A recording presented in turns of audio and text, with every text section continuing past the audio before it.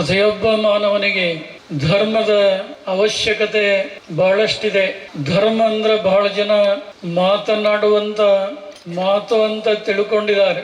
ಆದರೆ ಮಾತು ಮಾತಾಗಬಾರದು, ಆಡಿದ ಮಾತಿನಂತೆ ನಡೆಯುವಂಥದ್ದೇನಿದೆ ಅದುವೇ ನಿಜವಾದಂತ ಧರ್ಮ ಅನ್ನುವುದನ್ನ ನಾವು ಯಾರೂ ಕೂಡ ಮರೆಯಬಾರದು. ಇವತ್ತು ಹರಿಯುವಂತ ನೀರಿಗೂ ಒಂದು ಧರ್ಮ ಇದೆ, ಬೀಸುವಂತ ಗಾಳಿಗೂ ಒಂದು ಧರ್ಮ ಇದೆ, ನಮ್ಮೆಲ್ಲರನ್ನ ಹೊತ್ತಂತ ಈ ಭೂಮಿ ತಾಯಿಗೂ ಒಂದು ಧರ್ಮ ಇದೆ.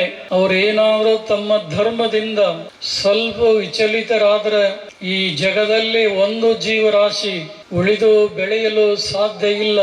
ಎಲ್ಲರಿಗೂ ಕೂಡ ಗೊತ್ತಿದೆ, ಮನುಷ್ಯ ಬದುಕಿ ಬಾಳಲಿಕ್ಕೆ ಅನ್ನ, ನೀರು, ಗಾಳಿ, ಬಯಲು ಇವೆಲ್ಲವನ್ನ ಕೊಟ್ಟಂತ ಭಗವಂತನನ್ನ ದಿನದ 24 ಗಂಟೆಯಲ್ಲಿ 1-2 ನಿಮಿಷ ಸ್ಮರಣೆಯನ್ನ ಮಾಡದೆ ಹೋದ್ರೆ, ಪೂಜೆಯನ್ನ ಮಾಡದೆ ಹೋದ್ರೆ ಈ ಅರಿವುಳ್ಳಂತ ಮಾನವ ಜೀವನ ವ್ಯರ್ಥವಾಗಿ ಹೋಗ್ತಾ ಇದೆ ಅನ್ನುವಂತ ಎಚ್ಚರಿಕೆಯನ್ನ ಜಗದ್ಗುರು ರೇಣುಕಾಚಾರ್ಯರು ಮಹಾಮುನಿ ಅಗಸ್ತ್ಯರಿಗೆ ಬೋಧ ಮಾಡುವಾಗ ಸಿದ್ಧಾಂತ ಶಿಖಾಮಣಿಯಲ್ಲಿ ನಿರೂಪಿಸಿದ್ದಾರೆ.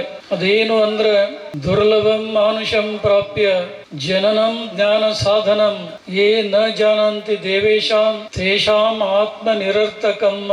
ಈ ಮಾನವ ಜನ್ಮ ಸುಮ್ಮನೆ ಬಂದಿಲ್ಲ. ಇದು ಜನ್ಮ ಜನ್ಮಗಳಲ್ಲಿ ನಾವು ಮಾಡಿದಂತ ಪುಣ್ಯದ ಬುತ್ತಿಯನ್ನ ಭಗವಂತನಲ್ಲಿ ಅಡವಿಟ್ಟು ಈ ಅಮೂಲ್ಯವಾದಂತ ಜೀವನ ಪಡೆದಿದ್ದೇವೆ. ಅರಿವುಳ್ಳಂತ ಜನ್ಮದಲ್ಲಿ ಬಂದು ಒಂದಿಷ್ಟಾದರೂ ಶಿವಜ್ಞಾನವನ್ನ ಸಂಪಾದಿಸಿಕೊಳ್ಳದೆ ಇದ್ರೆ, ಗುರು ಕಾರುಣ್ಯಕ್ಕೆ ನಾವು ಒಳಗಾಗದೆ ಇದ್ರೆ ಈ ಬದುಕು ನಿರರ್ಥಕ ಅನ್ನುವಂತ ಎಚ್ಚರಿಕೆಯನ್ನ ಎಲ್ಲರೂ ಕೂಡ ಕೊಟ್ಟಿದ್ದಾರೆ.